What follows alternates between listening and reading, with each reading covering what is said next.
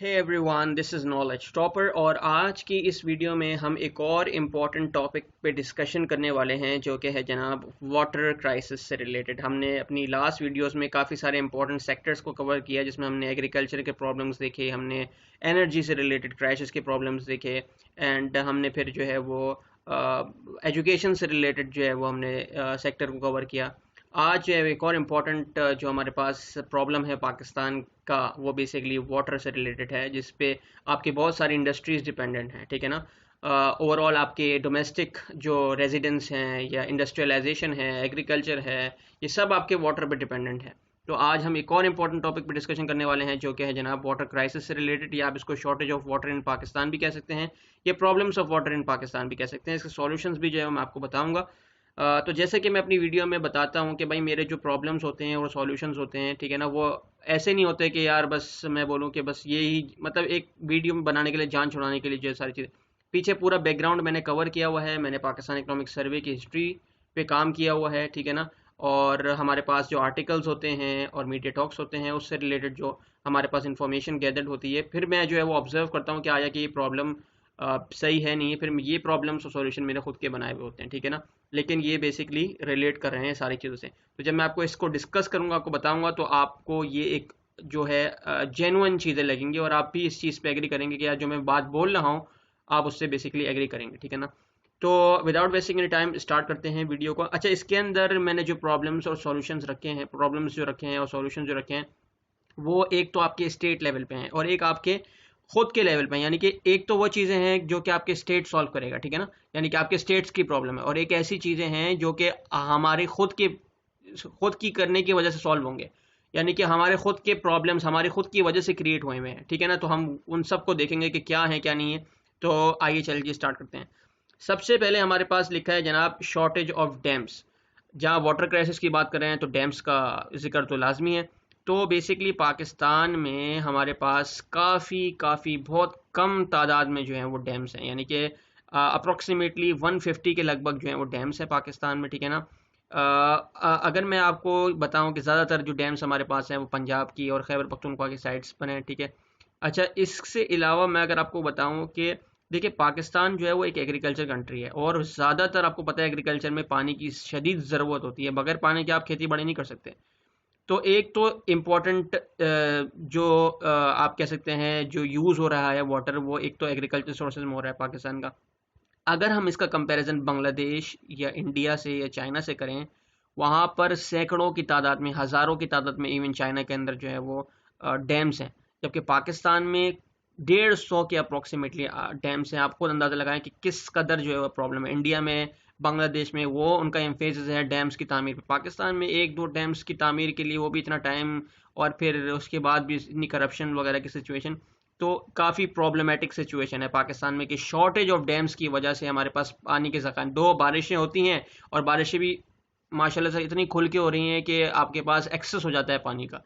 लेकिन फिर बिकॉज के हमारे पास देखें, ये जो हमारे पास पानी से रिलेटेड जो मैंने आपको बताया, हमारे पास जो यूज़ है वो सही तरीके से जो है वो नहीं हो पा रहा, ठीक है ना। इसकी बहुत वजूहात हैं।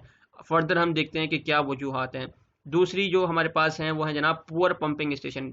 डैम्स में पानी होता है, ठीक है ना, लेकिन पानी आगे नहीं जा पाता because of poor pumping station. आप कह सकते हैं जो पुराने हमारे जो पंप्स चल रहे हैं, बस वही घिसे पिटे पंप्स जो चलाते हैं, आए वक्त जो है वो सुनने में आ रहा होता है कि भाई पंपिंग स्टेशन जो है वो बंद हो गया, पंपिंग स्टेशन बंद हो गया। पंपिंग स्टेशन में क्या है, ऐसी चीज़ें हैं जो कि वो बंद होती रहती हैं। कभी आपके मसले मसाइल डिफरेंट डिफरेंट एनर्जी कंपनीज से हो रहे होते हैं, कभी वो जान के बंद कर रहे होते हैं, आपने बिल की अदायगी नहीं की होती वाटर बोर्ड वालों ने, फिर ये डिफरेंट डिफरेंट चीज़ें जो है वो जन्म लेती हैं। कभी जो है वो इनके मेंटेनेंस जो है वो इसमें आग लग जाती है इनके स्टेशंस में, कभी कुछ मसले कभी कुछ मसले, जिसकी वजह से जो है वो आपकी सही तरीके से वाटर सप्लाई नहीं हो पाती, ठीक है। तीसरा मसला, poor water management. Basically Pakistan में बस ये पुराना चलता हुआ आ रहा है निज़ाम, जो भी हमारे वाटर बोर्ड्स हैं या मैनेजमेंट है उनकी।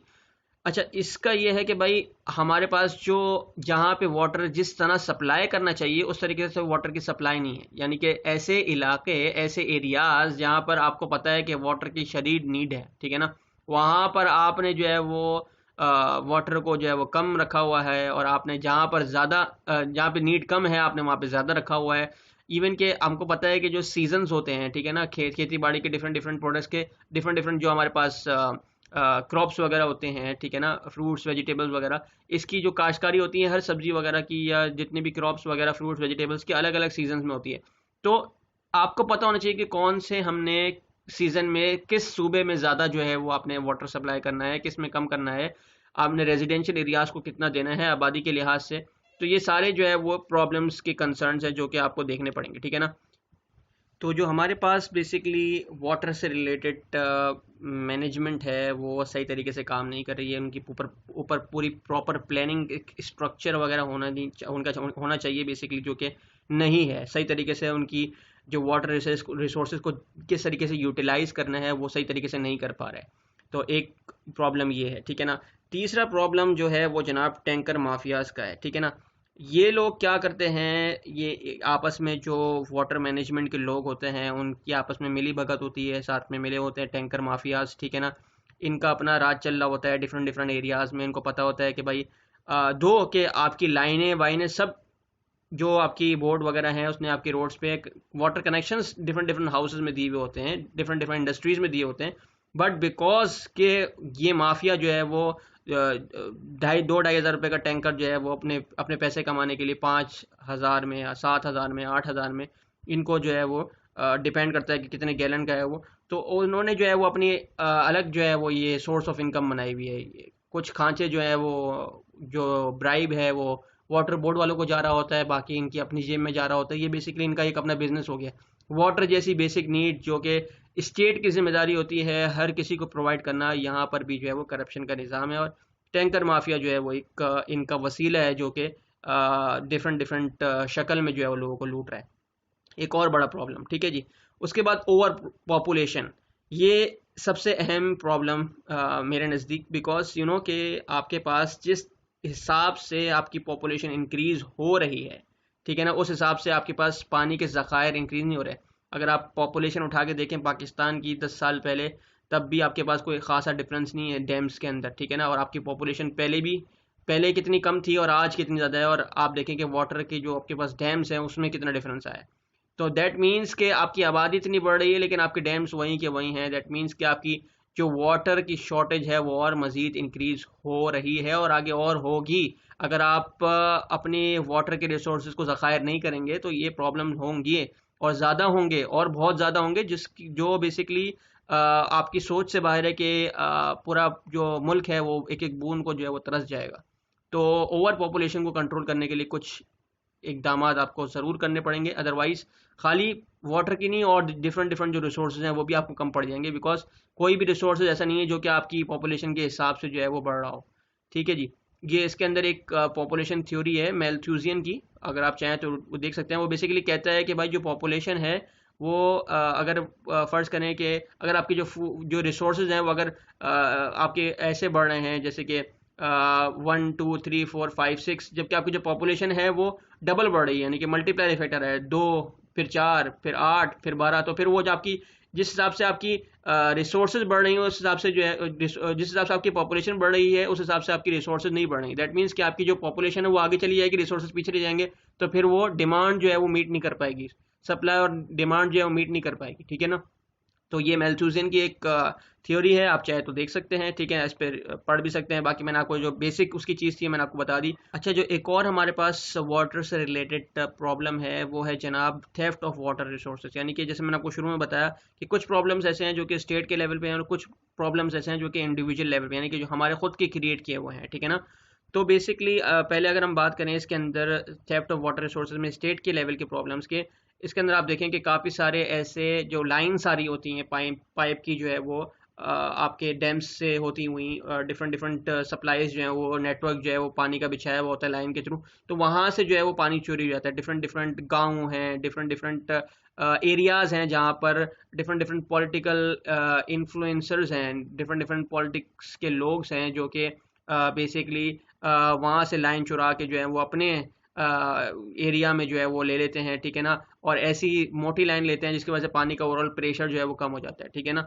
तो फिर वो जो आगे जब पानी जाता है तो उसकी सप्लाई जो है वो काफ़ी कम हो जाती है, यानी कि गैर कानूनी तौर पे वाटर को चोरी कर रहे हैं बेसिकली। तो एक तो ये प्रॉब्लम हो गया, बहुत सारी जगह पे ये प्रॉब्लम है, ठीक है ना। यानी कि जो इनके पॉलिटिकल एरियाज में जहाँ पे पॉलिटिकल लीडर्स की इन्वेस्टमेंट है, लेट से उन्होंने खेती बाड़ी में इन्वेस्ट किया हुआ है, तो वहाँ फिर वो पूरी पूरी लाइन डाल देंगे, ठीक है ना, अपने हिसाब से। फिर जो दूसरा फार्मर है वो गया बाहर में।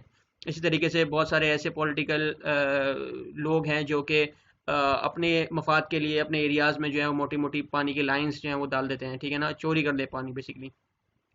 अगर हम बात करें इसी को इंडिविजुअल लेवल पे बेसिकली हमारे पास घरों में भी ये काम हो रहा है, लोग जो है वो पानी चोरी कर रहे हैं, ठीक है ना। गैर कानूनी तौर पे जो है वो कनेक्शंस बनवाते हैं, ठीक है। उसके अंदर जो है वो एक की जगह दो दो कनेक्शंस ले लेते हैं।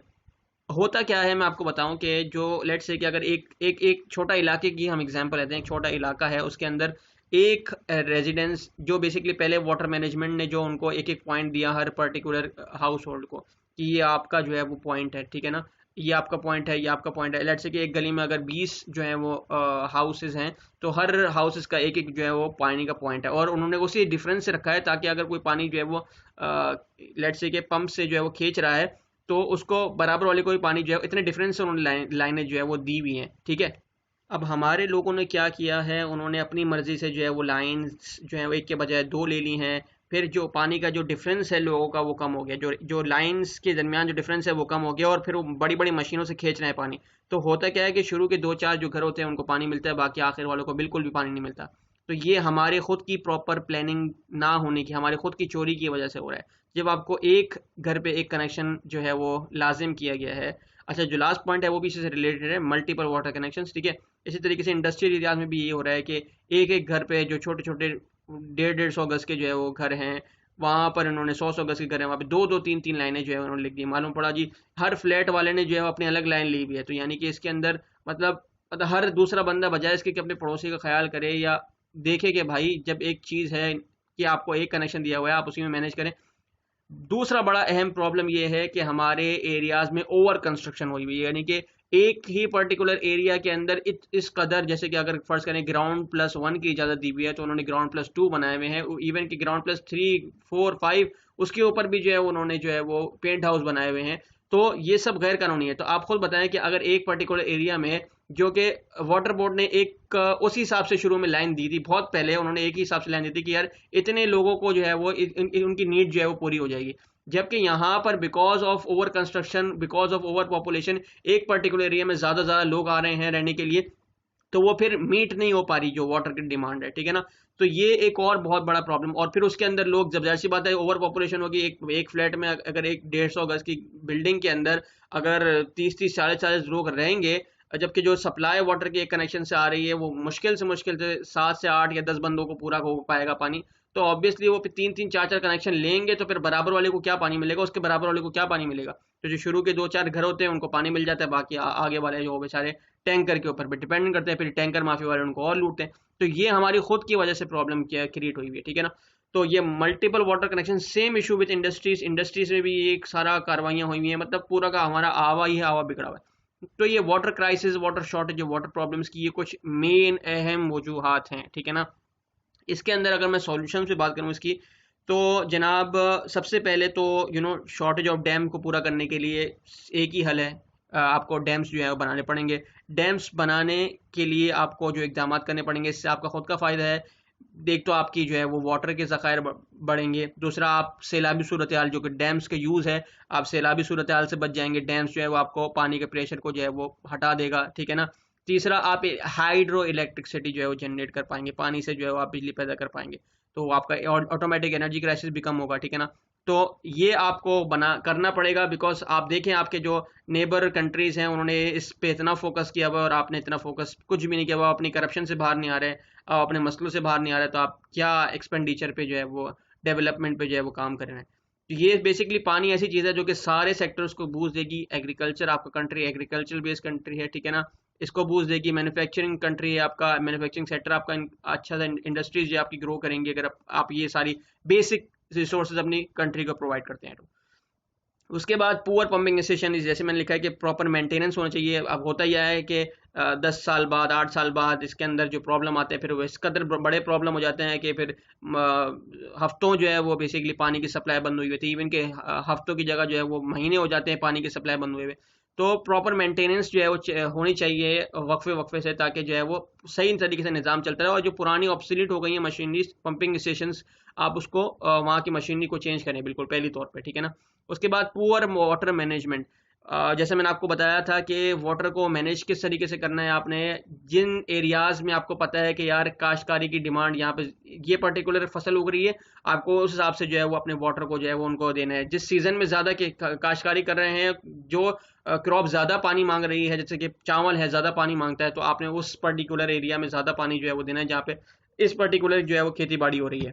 तो भाई इसका जो सॉल्यूशन मैंने जो रखा है वो यही रखा है कि भाई आपने जो मीटर्स होते हैं ना पानी के प्रेशर चेक करने के लिए, आप बेसिकली वो इम्पोज कर दें, ठीक है, फासले से, ताकि आपको पता होना चाहिए कि यार कहीं पे पानी चोरी तो नहीं हो रहा। अगर पानी का प्रेशर कम होगा किसी भी पर्टिकुलर पॉइंट पे, तो आपको पता चल जाएगा यार कि पानी जो है वो कहीं से चोरी हो रहा है। फिर आपने जो है वो फाइन्स वगैरह लगाने हैं, पेनल्टीज़ लगानी है, ठीक है ना।